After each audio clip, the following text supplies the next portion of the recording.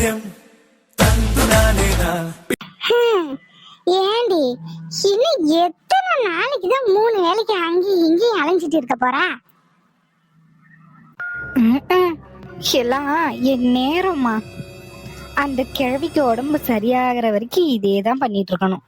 பாவம் இல்ல நீ வீட்டுல பிள்ளைகளையும் பாத்துக்கிட்டு மாமியாரையும் பாத்துக்கிட்டு என் பிள்ளை ரொம்ப கஷ்டப்பட்டு போறா.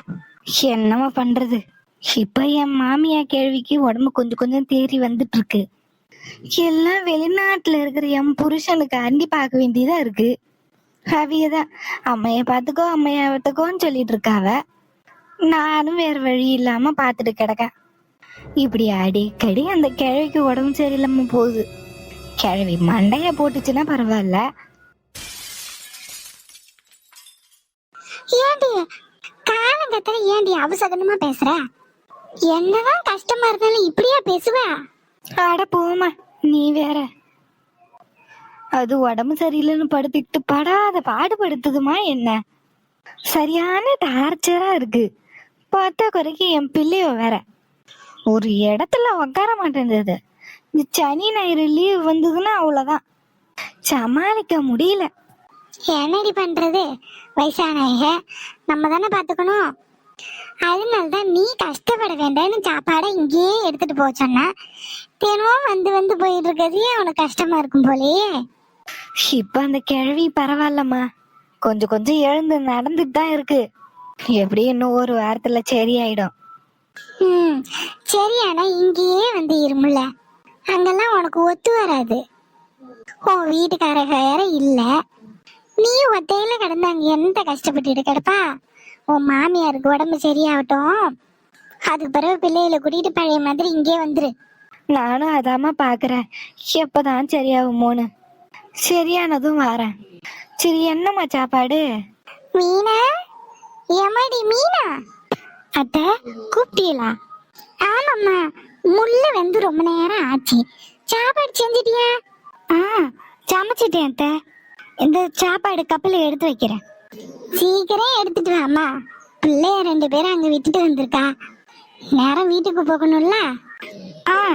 ஒரு 2 நிமிஷம் அத்தை, சாப்பாடு எடுத்துட்டு கப்பல போட்டு எடுத்துட்டு வந்துடுறேன். சரிம்மா, கொஞ்சம் சீக்கிரமா எடுத்துட்டு வா. எம்மா, இந்த சேலை உனக்கு ஞாபகம் இருக்கா? எந்த சேலடி? அதான் அந்த மீனா கெட்டியிருக்காளே, அந்த சேலை தான். அந்த சேலையா? அந்த சேலைய மறக்க முடியுமா நீ சொல்லு?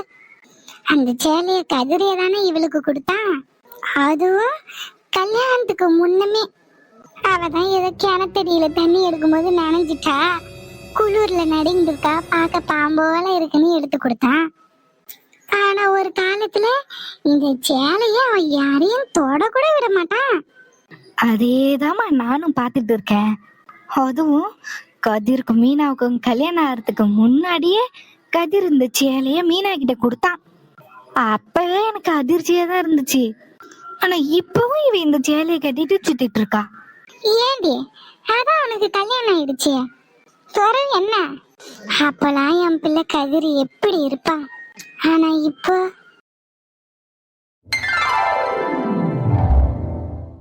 ஏய் எங்க எங்க வந்த?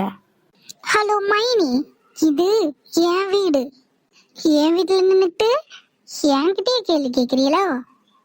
போய் விடுங்க. ஆமாண்டி, சொல்லுவ. இந்தாருங்க, இன்னும் எத்தனை வருஷம் ஆனாலும் இந்த வீட்டுக்கு சொந்தக்காரி நான் தான். அத மறந்துவிடாதிய. ஏண்டி, என்னை விட உனக்கு உரிமை அதிகமாயிருமா என்ன? உரிமையா? ஹலோ மைனி, உங்க பவர் எல்லாம் உங்களுக்கு கல்யாணம் ஆகுற வரைக்கும் தான். கல்யாணம் ஆகி இந்த வீட்டை விட்டு நீங்க போயிட்டிய, உங்க பவர் போச்சு. அத மறந்துவிடாதிய. அத்தானை கேட்டுக்கிட்டு போறவு இந்த வீட்டுல இருக்கிற மொத்த கொத்துச்சாவியா என்கிட்ட வந்தாகணும். ஏன் வர வைப்பேன். ஆத்தி, கல்யாணத்துக்கு முன்னாடியே இம்புட்டு பேசுதா? கல்யாணம் ஆயிட்டா என்னெல்லாம் இந்த வீட்டு பக்கம் விட மாட்ட போலியே. சே அந்த அளவுக்குலாம் குடும்பப்படுத்த மாட்டேன். ஆனா வந்தா அன்னைக்கே போயிடணும். இந்த ஒரு வாரம் தங்குறது ஒரு மாசம் தங்குறதுலாம் இருக்கக்கூடாது. வந்தோமா சாப்பிட்டோமா கிளம்பணுமான்னு இருக்கணும். என்ன புரிஞ்சுதா? சரிதாம்டி, இன்னும் கல்யாணமே முடியலையா, அதுக்குள்ள இம்புட்டு பேச்சு பேசுதா? பாத்துக்கிறேன் உன்ன. நீங்க பிறகு பாத்துக்கலாம். இப்ப எனக்கு வேலை இருக்கு, வழி விடுங்க.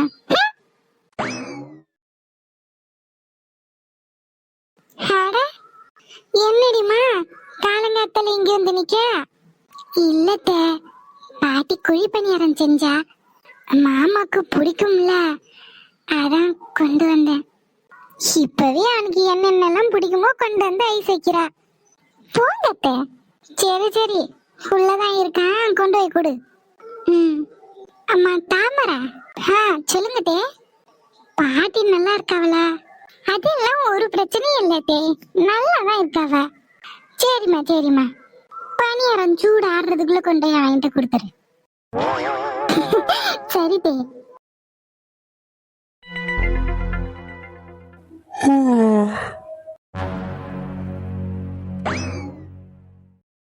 இங்கதான் நிக்கிறியா?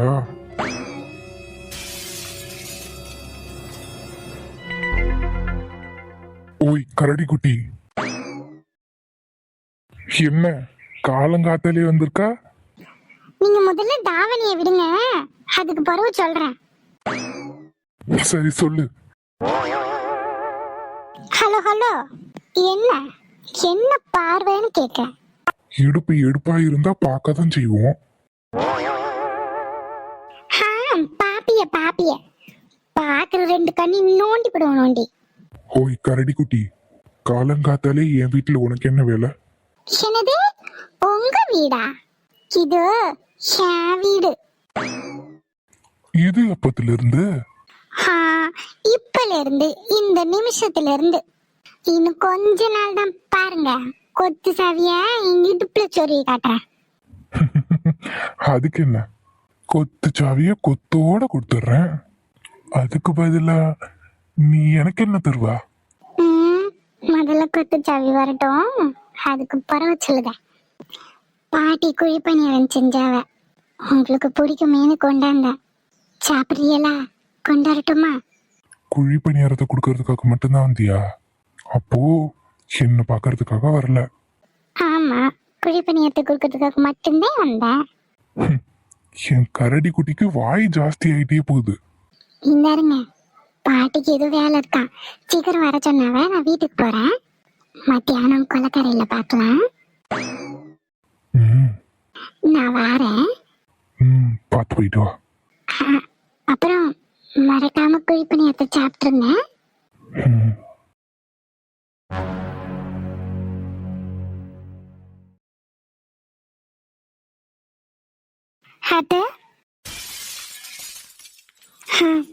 வந்துட்டியாம்மா? சாப்பாடு கொண்டு வந்துட்டியா? முல்லைட்ட கொடு. இன்னாங்க சாப்பாடு. அதெல்லாம் இருக்கட்டும், நீ இன்னும் இந்த சேலையை கட்டிட்டு தான் இருக்கியா? எனக்கு புரியல. நீ தர இந்த சேலையை கட்டினது ஞாபகம் இருக்கா? அப்பவே நான் உன்கிட்ட சொன்னேனே, இந்த சேலை கட்டிற ஆசைப்பட்டு பொண்ணுக்கு வாங்கின சேலைன்னு. மறந்துட்டியோ? இல்லம்மா, எல்லா சேலையும் மாதிரிதான் இந்த சேலையும் நான் வச்சிருக்கேன். விடு விடு, நீ அப்ப கட்டின கதிர் கோவப்பட்டிருப்பான். ஆனா அப்பவே அவன் தானே உனக்கு இந்த சேலையை எடுத்து கொடுத்தான். அதுக்கு முன்னாடி வரைக்கும் இந்த சேலையை தொட்டாலே அவனுக்கு பிடிக்காது. இப்போ பரவாயில்ல, நீ இந்த சேலையை கட்டிட்டு இருக்கிறத அவன் பார்க்கும்போது அவனுக்கு அவன் தாமரைய பாக்குற நினப்பு வரும். அதுக்காண்டி அடிக்கடி உன்னை இந்த சேலை கட்ட சொன்னாலும் சொல்லுவான். சாப்பாடு கொடு, நான் கிளம்புறேன். இந்தாங்க அண்ணி. சரி வரேன் தாமரை. ஐயோ, உன் பேரு மீனால, மறந்துட்டேன். நான் வாரேன்.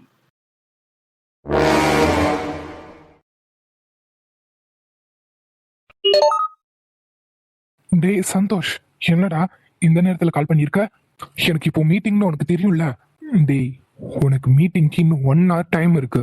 அதுக்கு எல்லாம் ப்ரிப்பேர் பண்ண வேண்டாமா? டேய் மச்சான், என்னடா நடக்குது அங்க?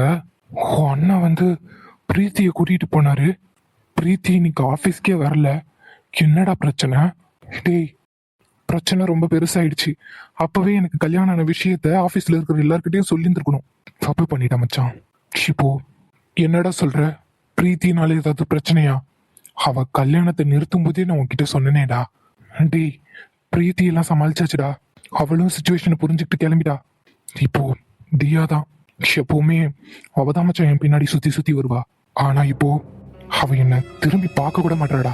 எனக்கு என்னமோ நான் எனக்கே தெரியாம எனக்கு அவ மேல ஏதோ ஒரு ஃபீல்.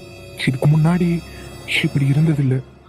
ஆனா தெரியல மச்சான், என்ன சொல்றது, நான் என்ன ஃபீல் பண்றேன் எதையுமே எனக்கு சொல்ல தெரியல. நினைச்சேன்டா இப்படிலாம் நடக்கும்னு எனக்கு முன்னாடியே தெரியும். உனக்கு என்ன, நீ ஊன்னு ஒரு வார்த்தை சொன்னா அந்த பொண்ணு தன்னால வந்து நிக்க போறா. நீ எதுக்குடா ஃபீல் பண்ணிட்டு இருக்க? டேய், நீ நினைக்கிற மாதிரிலாம் இங்க ஒன்றும் இல்லை. அதெல்லாம் முடிஞ்சு போன கதை. இப்போ தியாவுக்கு என் மேல விருப்பம் மட்டும்தான் இருக்கு. அவளா என்னை நெருங்கி வந்த போலாம் நான் விலகி விலகி போனேன். ஆனா இப்போ நெருங்கணும்னு நினைச்சாலும் முடியாது. டேய், இதெல்லாம் ஒரு சில்லி மேட்டர். இதுக்கு எதுக்கு நீ இவ்வளோ சீரியஸா யோசிக்கிற? பொண்ணுங்க நோ சொன்னா நம்ம தான் பின்னாடி போகணும், இம்ப்ரெஸ் பண்ணணும், ட்ரை பண்ணணும். டேய், அவளுக்கு என் மேல விருப்பம் மட்டும்தான் இருக்கு. திரும்ப திரும்ப அவ முன்னாடி போய் நின்னா சின்ன அவ என்ன வெறுக்க தான் செய்வா. அதனால அதனால அவ மனசு மாறுற வரைக்கும் காத்துட்டு இருக்க போறியா என்ன? டேய் முட்டாள், அவ மனசு மாறுற வரைக்கும் நீ காத்துட்டு இருக்கணும்னா காலம் முழுக்க நீ இப்படியே தான் இருக்கணும். Try to Impress her. நீ அவளை இம்ப்ரெஸ் பண்ணும்போது தான் அவளோட பார்வை உன் மேல விழும். இப்படி நீ விலகி விலகியே இருந்தா அவ உன்னை மறந்தாலும் மறந்துடுவா. அதுக்கப்புறம் யாரு நினைச்சாலும் அவளுக்கு உன் மேல ஃபீலிங்ஸே வராது. எப்பவுமே டச்லயே இருக்கணும்டா. அடிக்கடி அவ பார்வையில படணும். நீ பேசுறது அவ காதுல விழணும். அவளை சுத்தி சுத்தி நீ நடமாடிக்கே இருக்கணும். டேய், இதெல்லாம் எனக்கு ஒத்துருமாடா? நான் எப்படி அவ பின்னால? ஏய் ஏய், அவ ஒண்ணு ஏதோ ஒரு பொண்ணு கிடையாதுடா, உன் பொண்டாட்டி. அத மறந்துடாத. பொண்டாட்டி பின்னாடி சுத்துறதுல எந்த தப்பும் கிடையாது. அவ உனக்கு வேணும்னா நீ அவ பின்னாடி சுத்தி தான் ஆகணும். யாருக்கண்டா காலில் விழுற நிலைமை வந்தாலும் வரலாம்.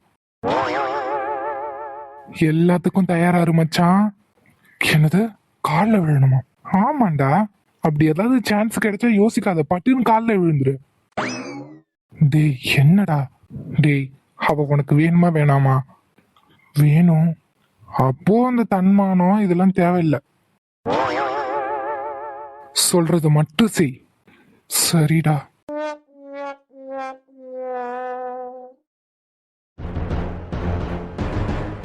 நாள் வேற ஆயிட்டே இருக்கு. சிவ காலேஜுக்கே போயிடுவ போல. தினம் காலையில அவ அம்மா கூடயே வேலைக்கு போயிடுறா. சாயங்காலம் அவ அம்மா கூடயே வீட்டுக்கு வரா. இருக்கிற நேரம் பூரா அந்த கதிர் வீட்டுல. இப்படி இருந்தா அவளை எப்படி நான் நெருங்குறது? அந்த யாழினி அந்த கதிர் பாதுகாப்புல இருக்கிற வரைக்கும் என்னால ஒன்னும் செய்ய முடியாது. இன்னும் கொஞ்ச நாள் அவ காலேஜே போய் சேர்ந்துருவா. காலேஜ் போயிட்டா காலேஜ் உள்ள கூட என்ன விட மாட்டாவ. இதுக்கு மேலேயும் பொறுமையா இருக்க முடியாது. ஏதாவது ஒரு வாய்ப்பு கிடைக்கட்டும். அந்த யாழினிய தூக்குறேன். யாழினிய கல்யாணம் பண்றது புடிச்சு பண்றது இல்ல, அது என் கௌரவம். அவளை கல்யாணம் பண்றது என் கௌரவ பிரச்சனை. எந்த இடத்துலயும் என் தன்மானத்தை விட்டு கொடுக்க மாட்டேன். அவளை கல்யாணம் பண்ணி அந்த கதிரை மண்ணக்கவ வைக்கிறேன். இதுல அந்த கதிரை ஜெயிக்காம விட மாட்டேன். அவளை எப்ப தூக்கலாம்? எப்ப தனியா வருவா? அண்ணா, என்னடா? லோடு ஏத்தியாச்சுண்ணே. இதான் கடைசி லோடு, கிளம்பலாம் வாங்க. வாரம் போ.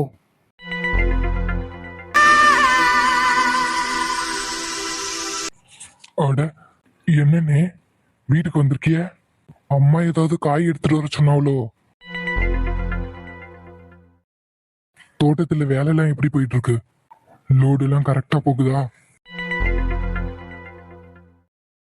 இந்த முறை தேங்காயில கொஞ்சம் முட்டைகளை எடுத்து வைங்க. அம்மா சுத்தமான என்ன வீட்லயே ஆடணும்னு சொன்னாவ. வீட்டுக்கு தேவையான அளவுக்கு எடுத்து வச்சுட்டு மத்தது லோடு ஏத்துங்க. என்னென்ன, என்னாச்சு? நான் பாட்டுக்கு பேசிக்கிட்டே இருக்கேன், பதிலையே காணல. என்ன விஷயம்? ஏதாவது பிரச்சனையா? இல்ல ஏதாவது பண தேவை இருக்கா? எதுவா இருந்தாலும் தயங்காம கேளுங்க. ஐயோ தம்பி, உங்க தோட்டத்துல நான் வேலை செய்யறதுக்கு நான் செய்யற வேலையை விட கூலி அதிகமாவே இருக்கு. நீங்க எனக்கு எந்த குறையும் வச்சது கிடையாது. இப்போ அதெல்லாம் எதுக்குன்னு சொல்லிட்டு இருக்கிய? வந்த விஷயம் என்ன, அது மட்டும் சொல்லுங்க. தம்பி, நீங்க என் மேல எவ்வளவு நம்பிக்கை வச்சிருக்கீங்கன்னு எனக்கு நல்லா தெரியும். ஆனா அந்த நம்பிக்கைக்கு உரியவனா நான் இருப்பேனான்னு தான் எனக்கு தெரியல தம்பி. இத்தனை வருஷமா உங்க தோட்டத்துல நான் வேலை செய்யறேன். என்னைக்கு உங்களுக்கு நன்றி விசுவாசமா தான் இருக்கேன். இனியும் நான் அப்படிதான் தம்பி இருப்பேன். ஆனா ஆனா என்னங்க? அந்த முத்துவேலு நம்ம தோட்டத்துக்கு லோடு எடுக்க வரான்ல, அந்த முத்துவேலு கணக்கு தப்பா இருக்கு தம்பி. ஒரு நாள் நான் கணக்கு எழுத போனப்போ 5 லோடு போனப்போ அவன் 4 லோடு தான் போச்சுன்னு சொல்றான். ஒரு லோடுல 30 மூட்டை தான் ஏத்தணுன்றப்போ அவன் 34 மூட்டை சேர்த்து ஏத்துறான். 4 மூட்டை சேர்த்து ஏத்திவிட்டு கணக்கு காட்டும்போது 30 மூட்டைன்னு காட்டுறான். இத ஒரு நாள் நான் கண்டுபிடிச்சு அவன்கிட்ட போய் கேட்டப்போ என் பொண்ணை ஏதாவது செஞ்சு விடுவேன்னு மிரட்டுறான். தம்பி, கல்யாணம் ஆகாத வயசு புள்ள தம்பி, அம்மா இல்லாத பொண்ணு, ஏதாவது பண்ணி போடுவானோன்னு பயத்துல நான் இந்த விஷயத்த உங்ககிட்ட சொல்லாம மறைச்சிட்டேன். ஆனா அதை உங்ககிட்ட மறைச்சதுல இருந்து என்னால நிம்மதியா வேலை கூட பார்க்க முடியல தம்பி. குற்ற உணர்ச்சியில நொந்துட்டு இருக்கேன். அதான் தம்பி, என்ன ஆனாலும் பரவாயில்லன்னு உங்ககிட்ட உண்மையை சொல்லிவிட்டேன். தம்பி, ரொம்ப நாளா அவன் இந்த திருட்டு வேலையை பண்ணிக்கிட்டு தான் இருக்கான். ஆனா எதிர்த்து கேக்குறவங்கள இந்த மாதிரி ஏதாவது சொல்லி மிரட்டுறான் தம்பி. என்ன மன்னிச்சிருங்க தம்பி. அவன் எம்புட்டு அடி வாங்கினாலும் திருந்த மாட்டான். பொண்ணுங்க விஷயத்துலதான் தப்பா இருக்கான்னு நினைச்சா செய்யற வேலையிலயும் சுத்தம் இல்ல. போனா போகுது, எம்புட்டு நாள நம்ம தோட்டத்துல லோடு எடுத்துட்டு இருக்கான். தேவையில்லாம நிப்பாட்ட வேண்டான்னு நினைச்சேன். எம்புட்டு கேவலமா பண்றானே, இனி வேலைக்கு வச்சுக்கணுமா? இருக்கு அவனுக்கு. பத்தாத குறைக்கு வீட்டுல இருக்கிற பொம்பளை புள்ளியில ஏதாவது பண்ணிடுவேன்னு மிரட்டுறான். என்ன, நீங்க தோட்டத்துக்கு போங்க, மொத்தம் நான் பாத்துக்கிறேன்.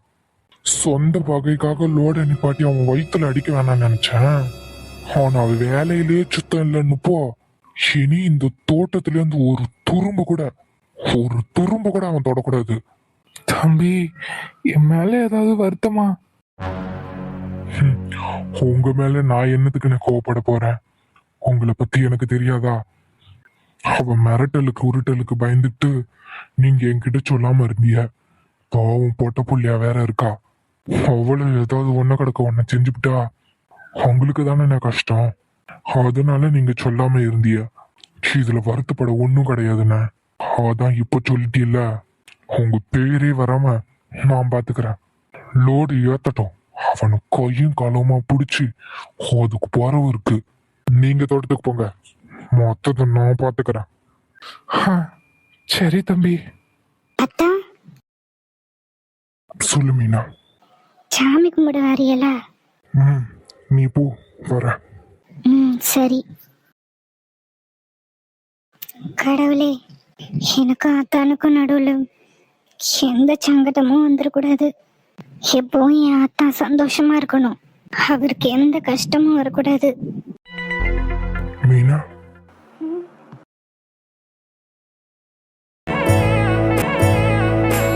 இப்பிறவியில் இன்னொரு பெண்ணை சிந்தையிலும் தொட செல்ல கொலுசின் சினுங்கள் அறிந்து சேவை செய்வேன். உனக்கென பிறந்தவள் நானே, நிலவுக்கு துணை இந்த வானே, நான் தேடும் நூலாடை போலே நீ ஆடு பூமேனி மேலே, இந்த நெஞ்சில்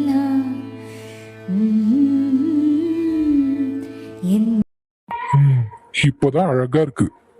ஏன் முகத்தை சோகமா வச்சிருக்க? அதெல்லாம் ஒண்ணும் இல்லட்டா. நீங்க இருக்கையில எனக்கு என்ன கஷ்டம்? நான் சந்தோஷமா இருக்கேன். சரி, எனக்கு தோட்டத்துல கொஞ்சம் வேலை இருக்கு, நான் வரேன். சரியத்தா. முத்தில்